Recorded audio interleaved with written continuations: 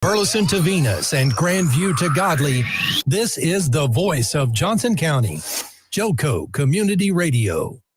Let's be honest, wheelchairs are heavy, bulky, and ugly. If you carry a wheelchair in your car to take care of a loved one, you know how hard it is getting that clunky, old-style wheelchair in and out of your car. Introducing the Feather Chair Wheelchair. At 13 pounds, it's the world's lightest wheelchair. It folds in seconds and fits neatly in your trunk, backseat, or closet, so you can take it everywhere. And it's only available right here. Order yours today and get a free wheelchair case, a $50 value, yours free. The Feather Chair. The world's lightest wheelchair is just $4.99 with easy payments as low as $16 a month. Sorry, no Medicare or insurance accepted. So call right now to order yours. 800-823-5826. 800-823-5826. 800-823-5826. That's 800-823-5826. If you are trying to quit drinking or doing too many drugs, listen to me. You don't know me and we'll never meet.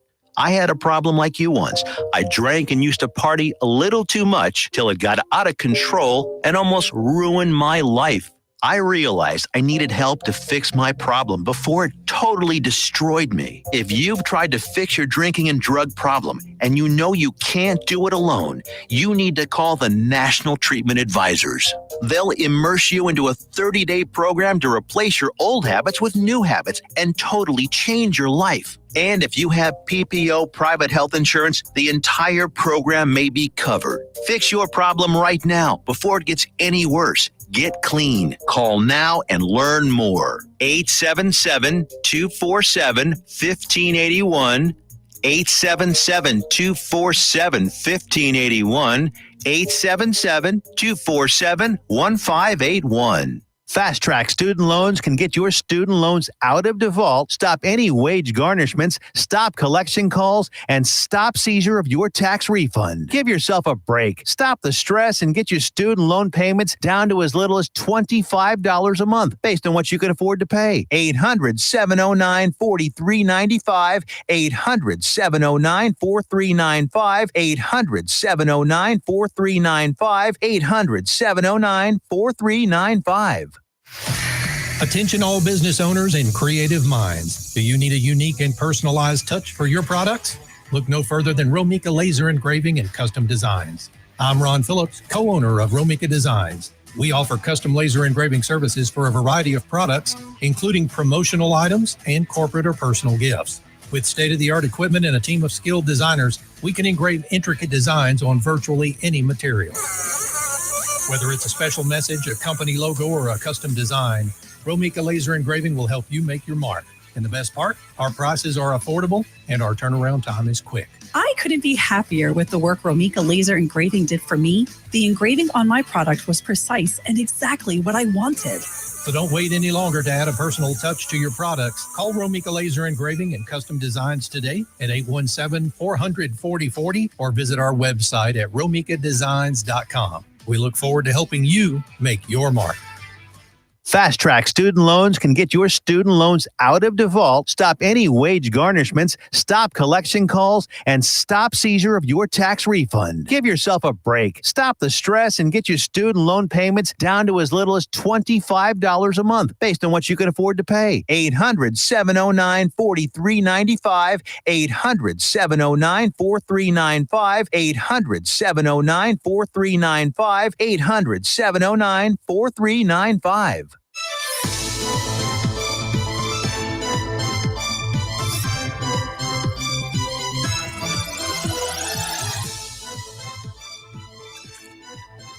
Good evening, Johnson County. Welcome to this week's episode of the Texas Transparency Project.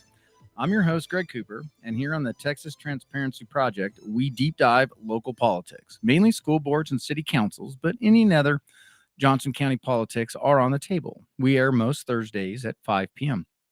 Joco Community Radio has many shows and airs 24 hours a day. You can visit the Joco Community Radio Facebook page to watch shows live or to see replays. Also, you can go to www.jococommunityradio.com where Apple and Android apps are available. Tune in to get the ins and outs of Johnson County, Texas. Here at the Texas Transparency Project, we focus on 3 relevant topics applicable to residents of Johnson County and do what we can to shed light on how they affect all of us in our day-to-day lives. The 3 are federal and state politics, when the issues are applicable to us here in Johnson County, Texas local municipal politics, mainly county governments and city councils, and Texas school politics, specifically school districts, school boards, and school bonds. Regarding school districts resources, we reach out to families engaged for effective education heavily to help guide us. Who is Families Engaged for Effective Education, and why do we rely on them? Well, their mission is to educate parents, citizens, and lawmakers on possible damage of legislation which undermines the family, our public education system, and our constitutional republic. They have a local chapter here in Johnson County and can be reached through their website at www.familiesengaged.org and on Facebook at Families Engaged for Effective Education. Tonight on the Texas Transparency Project, we will be staying right here where we have been recently with the March 5th primary election looming here in Johnson County. We've hosted a slew of guests running in this primary election, and we will be hosting more between tonight's guest and the election on March 5th. This week, we host a candidate for the Texas House of Representatives, incumbent Republican Representative DeWayne Burns.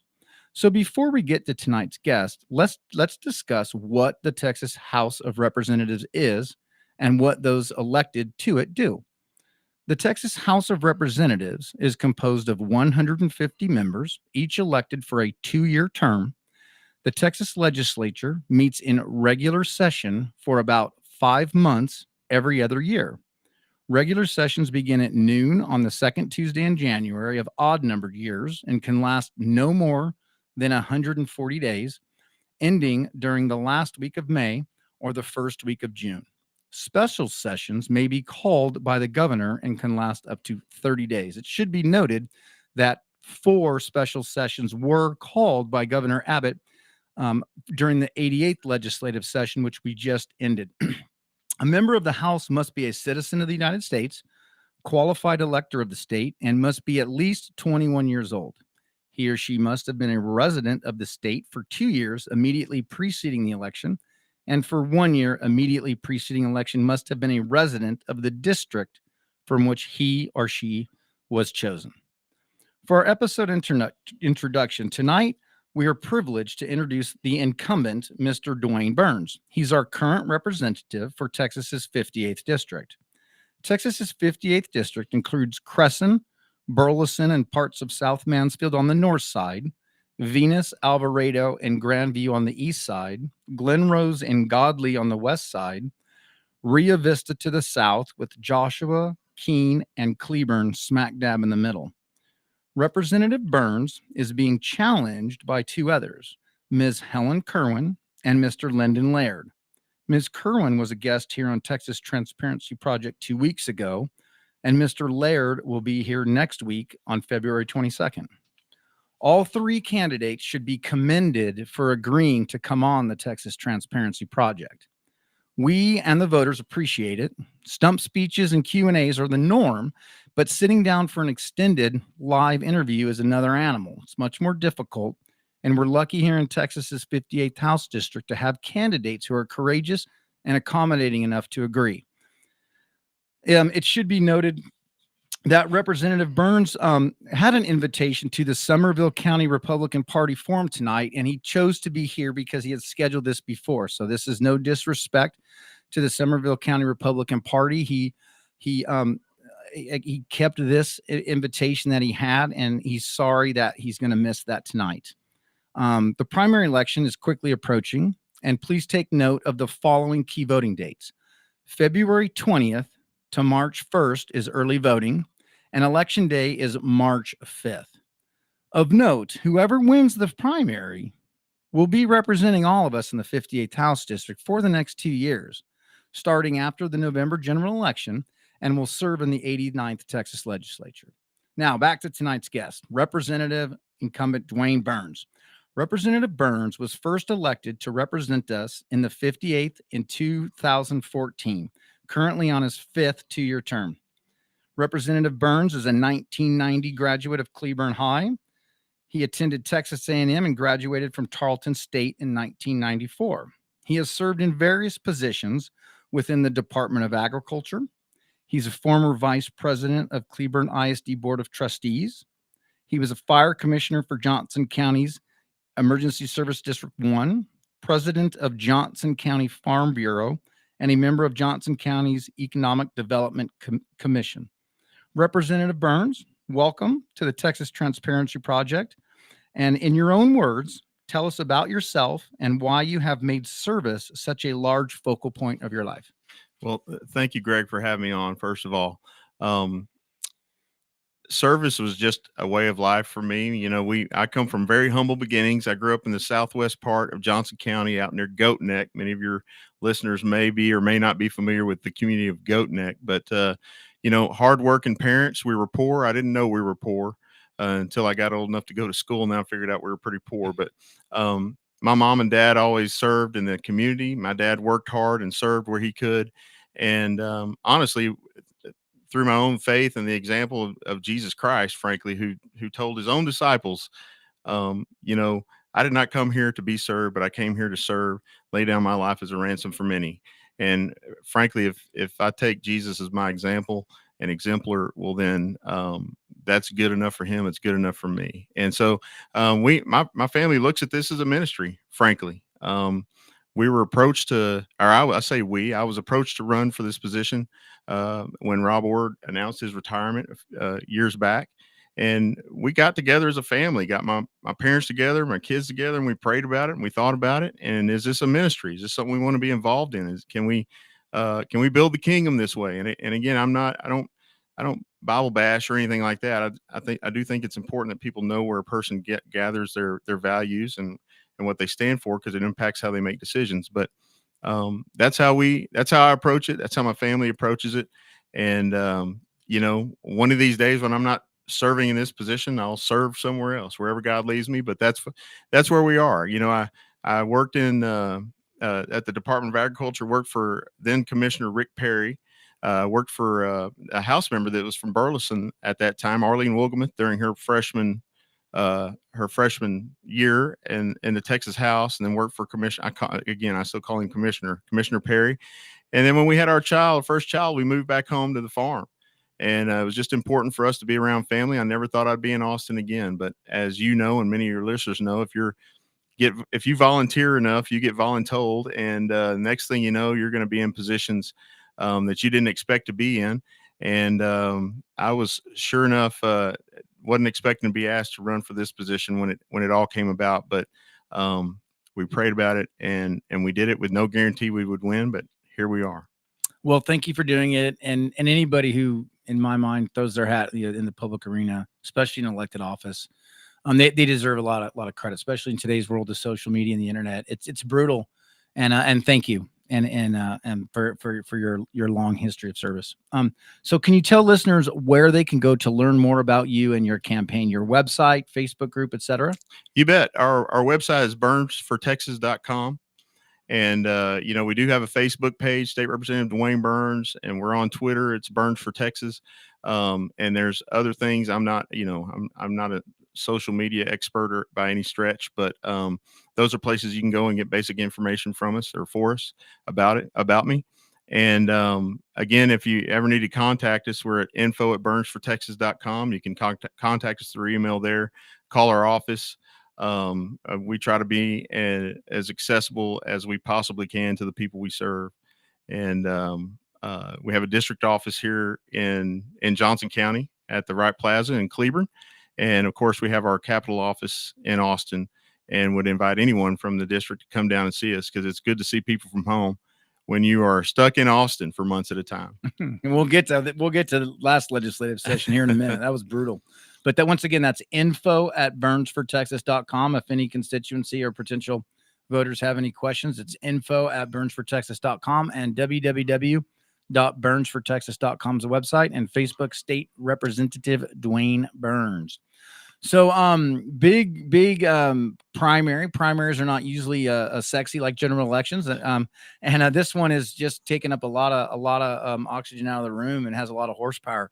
What would you consider is the biggest campaign issue going on right now here in Johnson County, that primary voters are concerned about?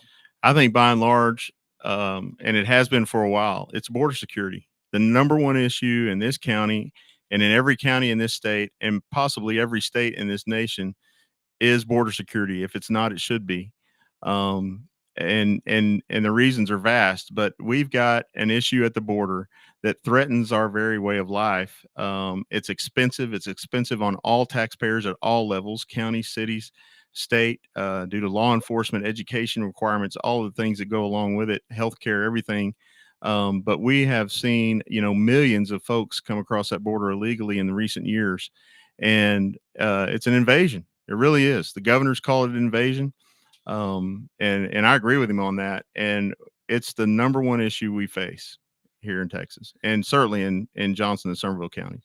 Absolutely, and the second and third order effects from border security, with whether it's drugs, fentanyl, whether it's human trafficking, here in Johnson County, and we'll get into property taxes in a little bit here, but I mean, property taxes are affected by this, just by excessive development and people moving in and stuff.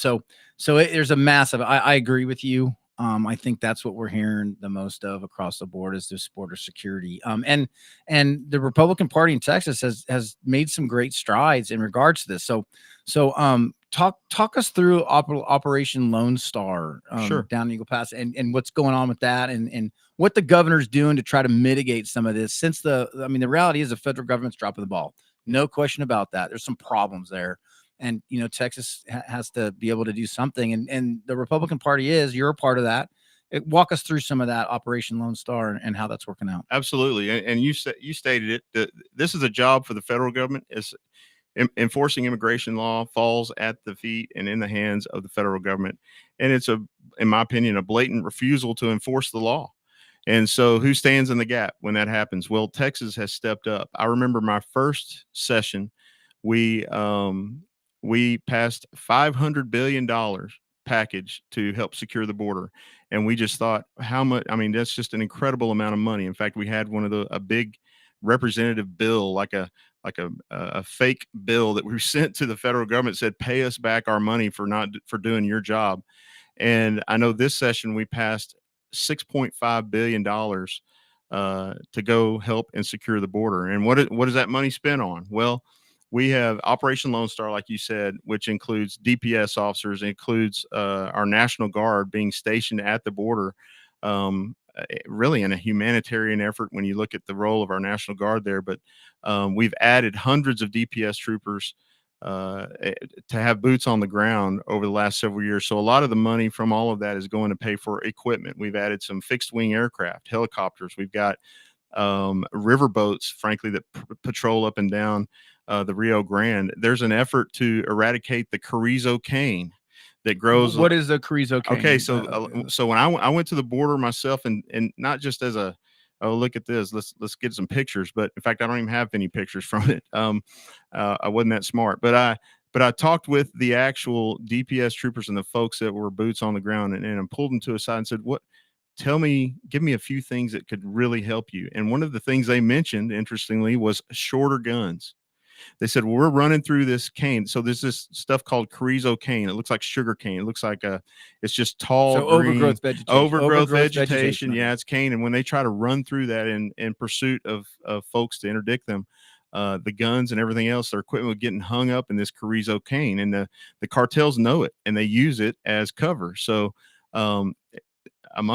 naturally, it doesn't, it's not good for the river either. It sucks a lot of water. It takes a lot of water to maintain. So there was a creation of the carrizo cane eradication program, and and that has to be funded as well. But that's one of those things that nobody hears about, you don't think about, but it really would and really will help with the enforcement of the border for us to get rid of that carrizo cane. But that's just a small part of what we're doing. We've got game cameras, we've got motion detection cameras that now notify law enforcement whenever there's a crossing. Probably a couple of the most important things we did were the the Transnational Intelligence Unit. All right. For the first time, all of our law enforcement along the border, you've got Border Patrol, which is, of course, federally controlled, but then you've got the Department of Public Safety troopers, you've got game wardens, you've got sheriffs, you've got city officers, all of them. Well, the right hand didn't know what the left hand was doing at that time. So we created this Transnational Intelligence Unit. It's in Weslaco. And so now whenever there's a crossing that's detected, we can notify the nearest law enforcement agent to that point, whether it's a Border Patrol trooper or DPS, game, whatever it is.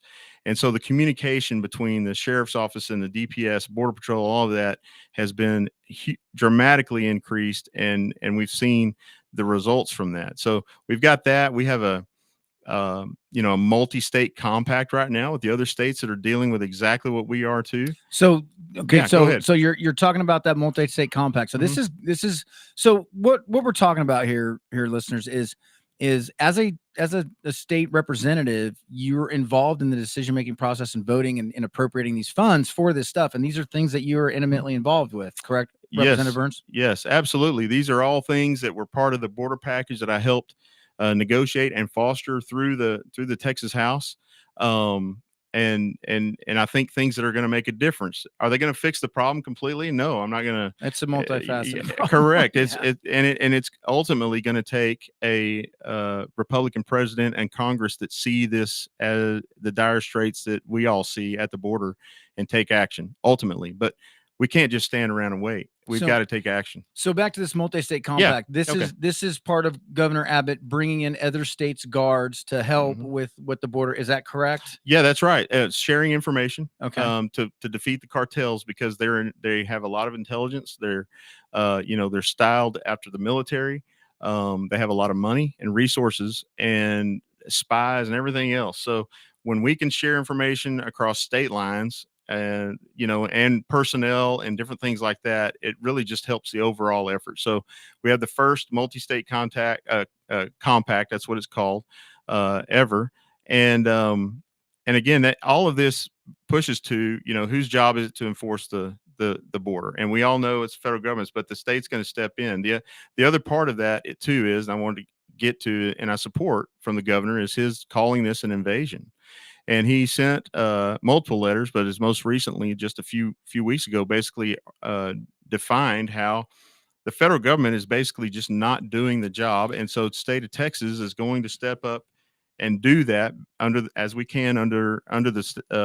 U.S. Constitution. So by classifying this as an invasion, which Governor Abbott and the Republican legislature has done, by classifying this and labeling it an invasion, it allows Texas to take bolder action. Am I understanding that correctly? Yes, you are correctly. The U.S. Constitution gives the United States the individual states authority to protect their borders when the federal government doesn't act.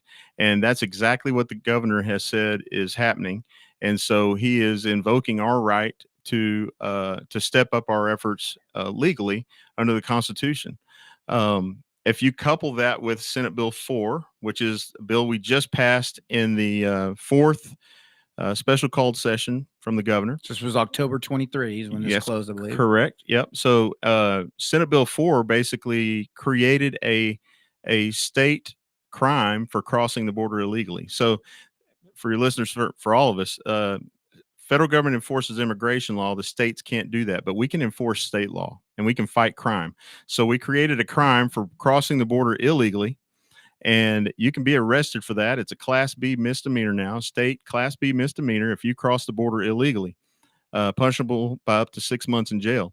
And we can return you to the point of entry. We, again, can't deport because the Supreme Court has said states can't do that, but I'll get to that in a moment. But if you come back, if you refuse to leave and you come back, you can be arrested again. And then it's a felony and it's punishable by up to 10 years. So it's serious. It's a very serious crime. And I think we'll go along to, a long way to helping us enforce the border. The other part of that is, I think that ultimately the question will be raised. What is the role of the state? What is the role of the federal government? And if you take the governor's actions along with Senate Bill 4 and our other actions, the U.S. Supreme Court's going to have some decisions to make on what our authority is, and with a conservative court, hopefully we'll be found to have more authority. Well, unfortunately, some of the Republican agenda's been getting, I call it ACB'd. Amy Coney Barrett's not. A man can hope. Yeah, we can hope. So as we wrap up our talk on the border here, border security. So Operation Lone Star, probably the biggest thing people know about that is the busing. And then Eagle Pass, which is that's the setting of the concertina wire. The Border Patrol came in. Texas took a little bit of bold action there. So are you supportive of Operation Lone Star expanding the busing? Are you in supportive of Texas taking a more proactive role on the border with the concept, doing what the Border Patrol should do, which is actually being more of a wall type entity at the border? Unequivocally, yes. Okay. I support all of that. I'm the busing of illegals into our interior gives me pause, because I'm afraid we won't see them again, but and which has kind of been the federal government's approach is, apply for asylum and then we'll get to your court hearing in 3 or 5 years or never, just and go on, be fruitful and multiply. And I don't agree with that approach, but we have got, I agree with the wall. I agree with the fact that we appropriated money at a state level to the wall. I believe in the physical barriers that we're creating there at Eagle Pass, and think we should do that. And I think that our pushback from the governor is going to allow us to do that. Fair enough. And thank you for that. We definitely got to get a handle on that. Watching Mayorkas at the federal level consistently talk about this not being an invasion. It understands why. And I'm glad that the Republican legislature and governor took action on that. So he needs to be removed. So. Yeah, Mayorkas. Yeah, absolutely. Well, he got impeached, so we'll see where it goes. Anyways, so before we get to our break here, there's been some concern about some of your about accusations about you appointing and voting for Phelan, appointing Democrat committee chairs. Can you walk us through how you're taking some of the blame for that? Some other Republican state representatives are taking blame for that, and what goes into that process of how a Democrat can get appointed to Republicans control the state legislature, how Democrats can get appointed to some committees, which, then can affect what type of legislation comes across their table. Can you walk us through that piece, sir? You bet. Absolutely. So there is one person that sets the committee chairs in the Texas House, and it's the Speaker, and he doesn't get any help from anybody. He alone sets who the chairs are in the Texas House. I think we had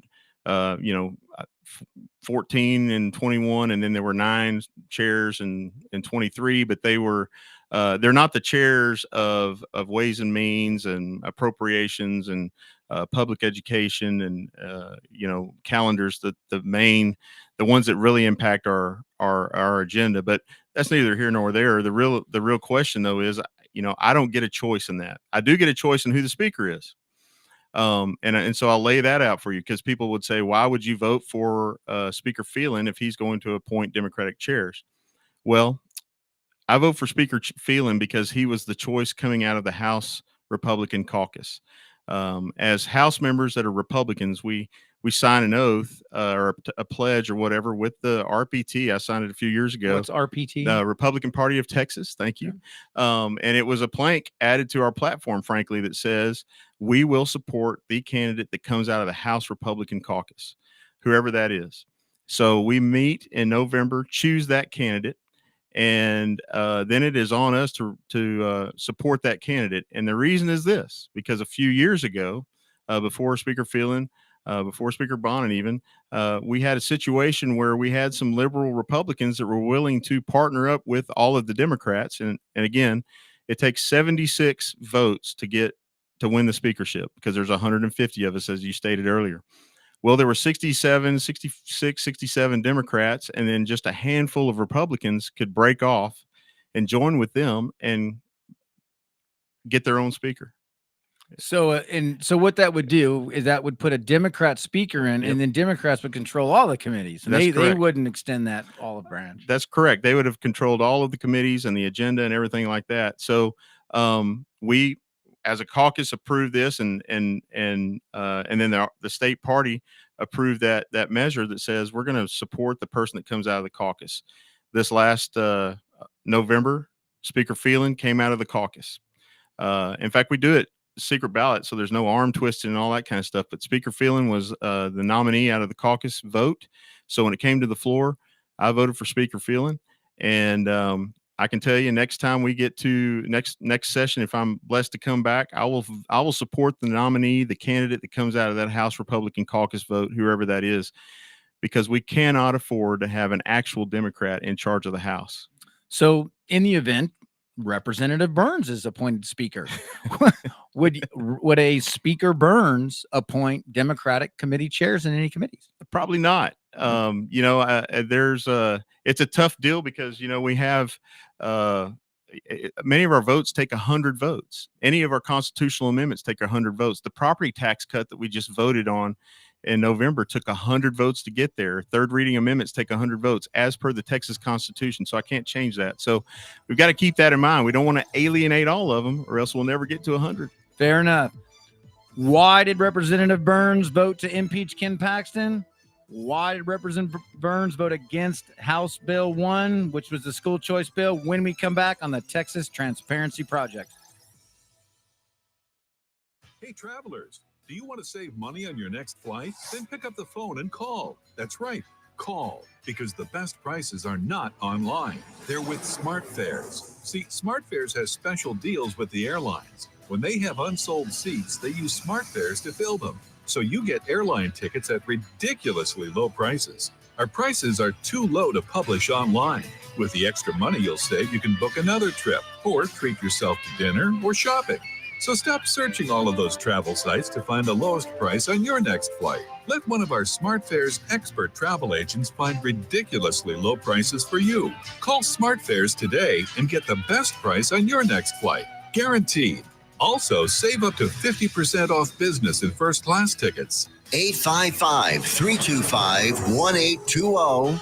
855-325-1820. That's 855-325-1820. Fast Track Student Loans can get your student loans out of default, stop any wage garnishments, stop collection calls, and stop seizure of your tax refund. Give yourself a break. Stop the stress and get your student loan payments down to as little as $25 a month based on what you can afford to pay. 800-709-4395. 800-709-4395. 800-709-4395. 800-709-4395. Fast Track Student Loans can get your student loans out of default, stop any wage garnishments, stop collection calls, and stop seizure of your tax refund. Give yourself a break. Stop the stress and get your student loan payments down to as little as $25 a month based on what you can afford to pay. 800-709-4395. 800-709-4395. 800-709-4395. 800-709-4395.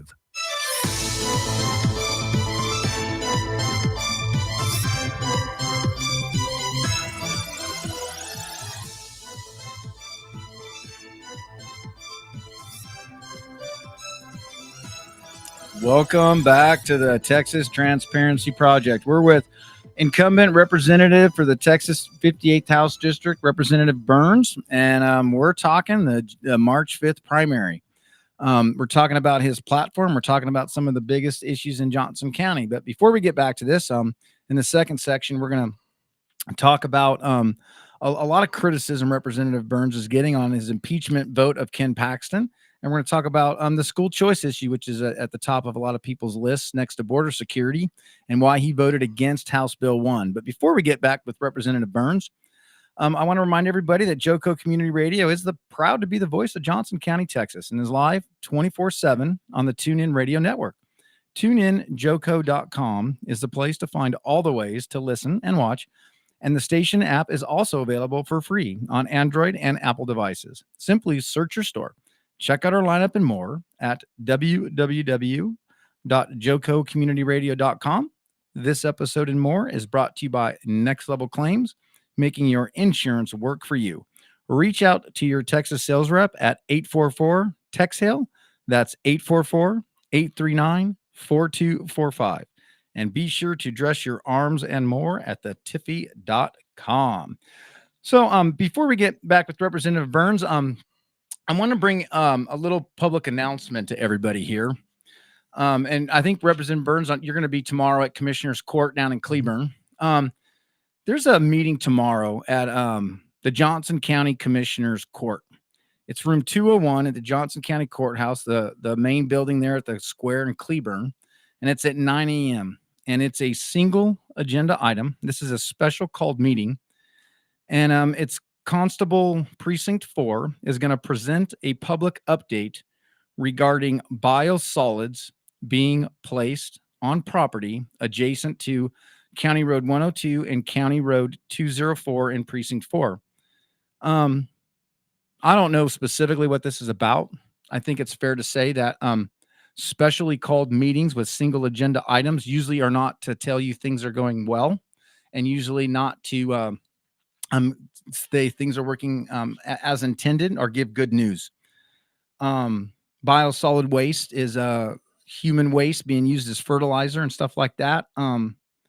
With so much development going on and so much ag land in Johnson County, tomorrow 9 a.m. at Commissioner's Court, you might want to pay attention to what's going to happen there. You said you plan on being there. Are you tracking this meeting, sir? I am, sure enough. I plan on being there. So, and you have a big ag lens and spend a lot of your time in ag. So this hopefully is hopefully this isn't as serious as it could be, and we'll see. But definitely something that everyone needs to pay attention to. I agree. So that's tomorrow 9 a.m. at Johnson County Commissioner's Court. Precinct 4 will be given. Constable's Precinct 4 will be given a presentation. So talked some border security stuff. Talked about why about the issues with Phelan and Democratic committee chairs, and probably the next big thing after border is probably school choice. For the first time recently, I think the last legislative session, the Republican Party put school choice up on top of its platform. They made it a priority across the board, and there was a lot of horsepower. The three things involving school choice: you have a school choice issue, you have a school voucher, and you have education savings account. They all have a little bit different lens, or a little bit different kind of implementation in what they do. But I think it's fair to say that most conservative Texans, especially down here in Johnson County, would be for a clean, no strings attached school choice bill issue. Is it fair to say that? Would you agree with that? I think so. Yeah. And would you support a completely clean, no strings attached school choice issue if it was going to preserve the public education system and give people choice to do what they can with where they wanted school to go? Yeah, absolutely. In fact, I think we're pretty close to that, frankly, in a lot of ways. In that, and I actually have a bill drafted that would remove any barriers to transferring within districts or outside of a district to another district, anything like that. It ought to be easy for parents to be able to move their kiddos to whatever school they choose within a district or to another district, or whether they choose to homeschool or whether they choose to attend a private school. That ought to be easy for people to do, and a choice that parents ought to be able to make. My issue with the bill was the voucher portion of the bill, and as you just said, you've got parental choice, you've got educational choice, you've got the voucher, and the voucher was the problem with this bill. And I didn't vote against, so folks know. I voted for an amendment that removed the voucher. I didn't vote against the bill. In fact, the bill never got a vote. Once the voucher portion of the bill was removed with that amendment, none of us, we never got a chance to vote on the bill because the author pulled the bill down and we did not get a chance to vote for the bill. But I did vote against the voucher portion of the bill for a few reasons, but and the reasons were this. Number one, it was too expensive, and it was new spending coming out of our budget surplus. So this was not coming out of education funding that we'd already budgeted, that was under our constitutional limit and all that we have all these budget spending limits that we must have, that we meet, and we met. Balanced budget, unlike the federal government. They need that, by the way. But but the thing is, so this was going to be $1 billion in the first biennium, which is the first 2 years, and then ramp up to $2 billion and $2.3 billion. And this was new spending out of the surplus. Well, once the surplus goes away, how do we pay for that? So school choice, we have school choice in Texas. Yeah. I can choose to send my child to a private school. I can choose to send my child to a Christian school, a Catholic school. I can choose to homeschool. Some districts have inter-district transfers. Some districts are open. There's a lot of choice in Texas. So blanketing something as broad and as expensive as House Bill 1 as a school choice issue, that's very big kind of deception on my part. So I agree with you there. The amount of money that this was going to cost is astronomical. I want to say $120 million to just Johnson County in the first 2 years. And you bring up the surplus. Surplus, help me on. I look at surplus as we've been overtaxed. Is it fair to say that? Amen, brother. Okay. And here was my point to the governor and everyone else was, if we have a budget surplus, it should go to two places, one of two places, either to the border effort, and we need it there, or back into the pockets of Texans. So for those that understand, we pay taxes to Texas. A lot of money goes to Austin. It gets redistributed back out based on certain criteria. School funding is this way a lot. It's very complicated. And when they have a surplus, they're taking more of our money than they actually need and have budgeted, and they're not using. So this was going to tap into that surplus for education funding, but that surplus is not infinite. It's not replenished regularly. It could go away. I mean, the economy's turning down. So I saw a thing today that new mortgages are down 70%. At any point, a downturn or a more accurate way of taxing individuals would eliminate that surplus. Is that correct? That is correct. If something as simple as the price of oil going down would impact that surplus easily. Sales tax revenue goes down for whatever reason. We enter a recession or anything like that. It doesn't even have to be a depression.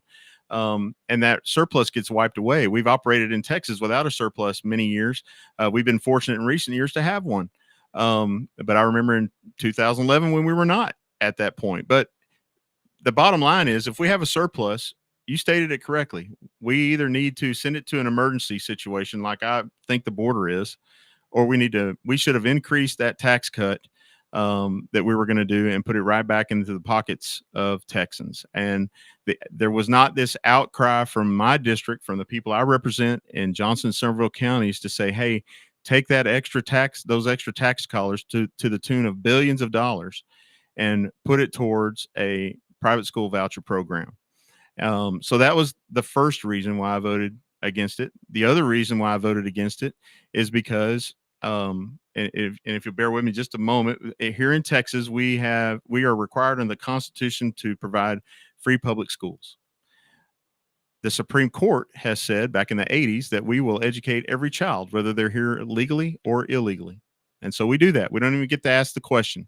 When I was on the school board, it frustrated me, but you can't even ask the question. So the bottom line is, the governor wanted a universal package where everyone was eligible, yet it was going to be based on income and, other means tested and things like that. So illegal immigrants would have gone to the front of the line because they're typically not going to have the means that, tax-paying Texans have. And I could not support a program that was going to send private school vouchers to illegal immigrants to attend private school, especially when I would have to look at my tax-paying Texan neighbor and say, sorry, you can't send your kid, but we're going to send this illegal immigrant kid to, a private school. And it's not the kid's fault, nothing against those children or anything like that, but we just can't have any more magnets. We can't have any more freebies that attract illegal immigrants across the border. The federal government has done a great job of creating those. And last thing we need to do is create something like that here in the state of Texas that draws more illegal immigrants across the border, where they say, go across the border, and you'll get, $10,000 to go to the private school of your choice. That's just not something I could support. Well, and the argument I've heard a lot is, well, it never said in the bill that this was for illegal immigrants. Well, what it didn't do is it didn't remove the the ability to pay for them. And in here again, in the Constitution, we have to pay for it. Mhm. So it's kind of like they're added by not omitting it. Right. If that's so I agree with you there.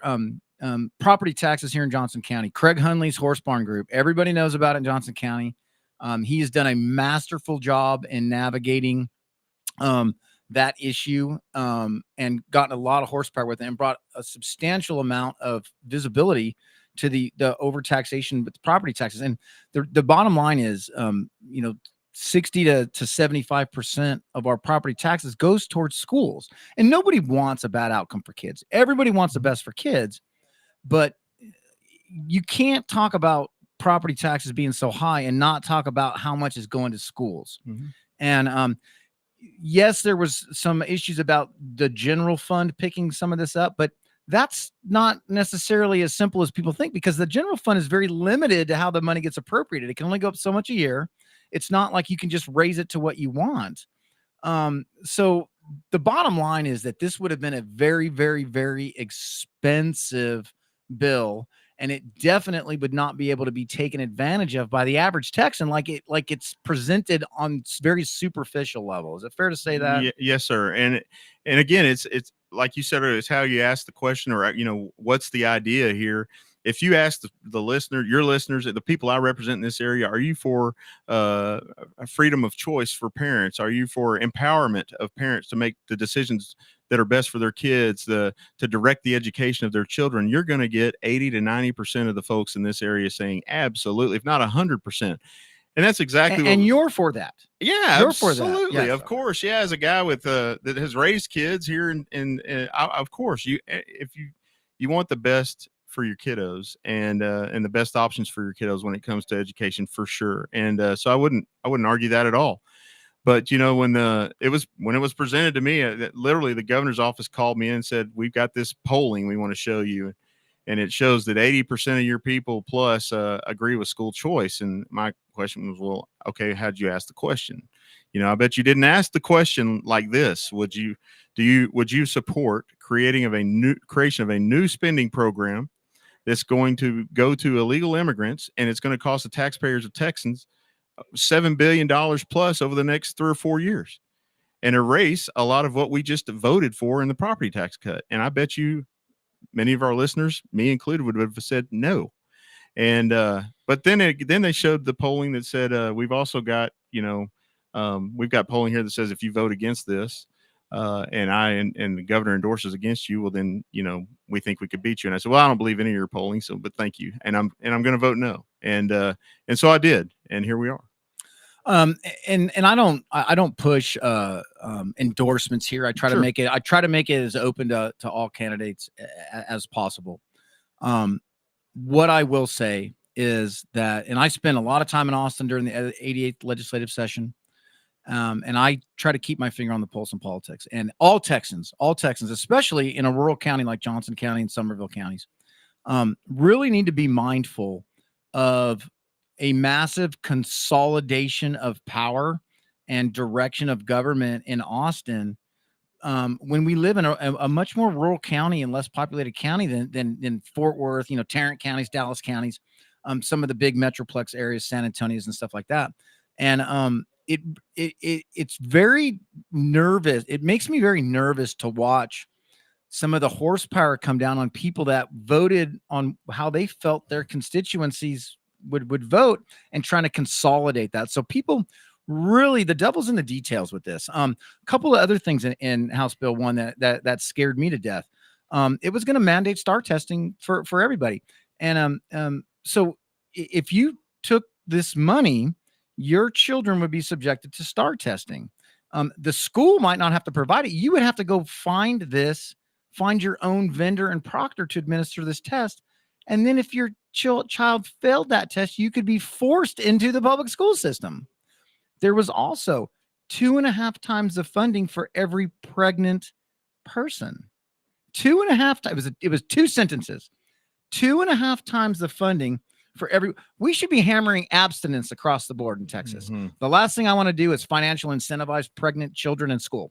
I'm sorry to say. And now I'm not saying it would go that far, but mind-numbingly frustrating, the devil in the details of some of these bills. It really is. It really is. And they're long and hard to read, and they've been wordsmithed by attorneys, and it's hard to get through the details. But you've got to dial down and do it, and that's what we did. And I mean, there was $40 million was going to go to a private company out of state to just administer the program. I can't stand behind that. There was substantial amount of money that was going to go to the comptroller's office. Vendors were going to be able to the TEA was going to actually be able to solicit donations and money from vendors. That is ripe for abuse. That kind of stuff's ripe for abuse. So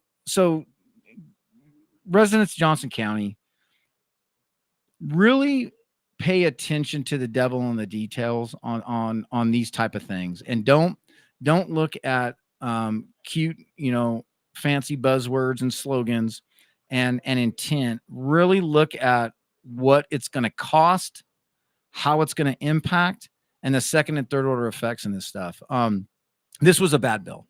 This was a great idea, bad application. I'm glad you voted against it.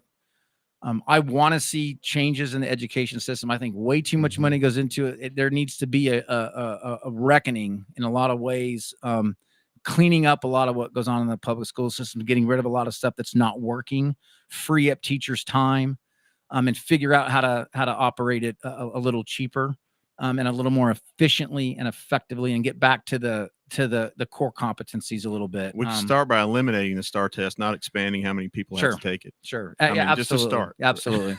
Yeah. Any voucher system or school choice system that's going to, more replicate the public school system instead of being alternative, really need to be careful of. So thank you for voting against that. And anybody, info@burnsfortexas.com. If you have specific questions on this, reach out to him, because there's a lot of horsepower against this. And people really need to understand. I've read all 177 pages of it. So I'm comfortable with your vote. But I do think there needs to be some big changes in public education. That's a whole nother issue. So probably the another big issue that it has been coming across, your vote to impeach Ken Paxton. There's a lot of people that have a big problem with that. Can you walk us through, Representative Burns, Texas House District 58 representative, what went through your mindset? What led into that, and walk us through that to clear the air with that in your own words, sir? You bet. Last thing I thought I'd be doing was having a question about Attorney General Paxton as we were on the House floor, and as session started, it was not anywhere on my radar or anything like that. The way it all happened was this: the Attorney General had made a out of court settlement on his own accord with some whistleblowers or whatever, and that there was a lawsuit involved, and he settled out of court with no authority from anybody else. This was his own decision. He came to the legislature and said, "I need $3 million to pay this out of court settlement." And when asked about it, he didn't answer the questions. He refused to answer the questions. He had an opportunity there in front of the committee, Appropriations Committee, dealing with it, to answer the questions about it, but refused not to answer the questions about it. So there was an investigation done. They created the General Investigation Committee. They didn't create it, but the matter was sent to the General Investigations Committee to find out the situation and the facts surrounding this out of court settlement to determine whether we should fund that or not. And they came back after months of an investigation with all of these allegations, accusations, and alleged findings of criminal activity, even misrepresentation of office, misuse of subpoenas, improper relationships with donors, things like that. And it was just a mountain of evidence, and it was capsulized into impeachment articles and handed to me and the other members of the state house. And then we were asked, what do we do with this? And so we voted to impeach. Now that I think so real quick for the record, the House, the Texas House of Representatives, when they vote to impeach, what is a vote of impeachment? What is that beginning? What is that setting into motion? What is that starting? Okay, I'm glad you asked, because you would think impeach means we're going to remove a person from office. That's not what it means in this case. So we're the first step as far as that goes. And so when you have our role is to take all of this, evidence and accusations, allegations, everything that was brought forward. We look at it and we say, should we follow up? Should there be follow up? Do we sweep this under the rug, or do we send this to the Senate where they can shine the light of day on it, take testimony under oath, and determine whether or not there should be action against the individual? So the House, which you're a representative for, that's the office that you're asking for votes for reelection, says this is valid enough to warrant an investigation. And then the Senate, it's their job to actually conduct the investigation. Is that correct? Yeah, I would say is that the best way? trial. Trial. Yeah, because we did an initial investigation, but then once you have all of these, allegations, it is our job to say there's nothing here, let it go, or we have enough here to where more questions need to be asked. This needs to be explored further under oath. We need to bring folks in and have a trial here and look and see if these accusations are true or not. And so that's what we did. And here's the deal. I agree with General Paxton's approach to the federal government, and that's what makes this hard. He's one of our guys. He's a guy that I know personally. He is a fighter for justice against the federal government. He sues the federal government, and I stand behind what he's doing there. But these other things, I couldn't just sweep under the rug, and I wouldn't have expected anyone else to do that either. It's the kind of thing that we stand for. Is if you're a moral person, if you're a Republican person, we want to stand for what's right. And so I couldn't just say he's one of our guys, good old boy, sweep it under the rug and let it go. There was enough there, in my opinion, to where we needed to take the next step. Again, shine the light of day on it. Let it be examined under oath, and then determine if any of this was true or not. Let the Senate do its job, take the testimony, take it under oath, and hear both sides, have everybody there in court to figure out if this was all true. Do you think the Senate did a decent job in their role? Were you happy with the way that does? Do you feel that that's been adjudicated now? Are you comfortable with the way that came out? Well, I don't want to criticize the Senate at all, or say they did or didn't do their job, because I'm not in the Senate, and I wasn't a part of that actual trial, and I don't know all of the information they were privy to or not. And so it'd be difficult for me to say. I just know that I thought there was enough there to kick it over to them to let them do their job. And, he was found not guilty of any of the impeachment articles, and he is our attorney general again. And I think that's how the process is supposed to work. Now, I'm not sure. Again, I don't want to cast any doubt or judgment or anything on the Senate. They have their job to do. I have my specific job to do. Fair enough. And it's fair to, and this is one of those things when you're not an elected official, you have the Monday morning quarterback option, and it becomes easy to see which way the wind's blowing and choose a side. It's fair to say that individuals that would have voted to not impeach him, then they would have been accused of being part of the good old boy club. So it's a double-edged sword. It's a double-edged sword. This is one of the tough things about when you're actually elected. You have a record that you have to sit on, and it sounds like you did it for all the right reasons. And thank you for not succumbing necessarily to the good old boy. It's hard. It's very difficult to do the hard right. And I'll be honest, I don't know enough about the specifics to determine it for myself. But intent and why things are done means a lot to me. And so thank you for answering that. I know there's a lot of people that have brought up that and just think it's just horrible. So I'm glad that you're able to come on and answer those questions. Well, and there's a lot of talk about the process. The process wasn't fair. There wasn't due process. There wasn't. Well, that our job in the House and the job of the investigation committee was to uncover facts, allegations, and all that stuff. And so, regardless of what the process was, I was still handed this information and expected to do something with it. And like you said, I didn't go down there to get along. I mean, and even though it's tough votes, it's tough things to do. Sometimes you just got to say, yeah, we got to shine the light of day on this and do what's right. So anyways, there you go. Anyway, so campaign, we got about a month left, a little less than a month left. February 20th, to March 1st is early voting. March 5th is election day. Representative Burns, thank you for joining us on the Texas Transparency Project. We'll see you next week with candidate Lyndon Laird. Say goodnight, Rep Burns. Good night, everyone. Take care, folks. See you next week.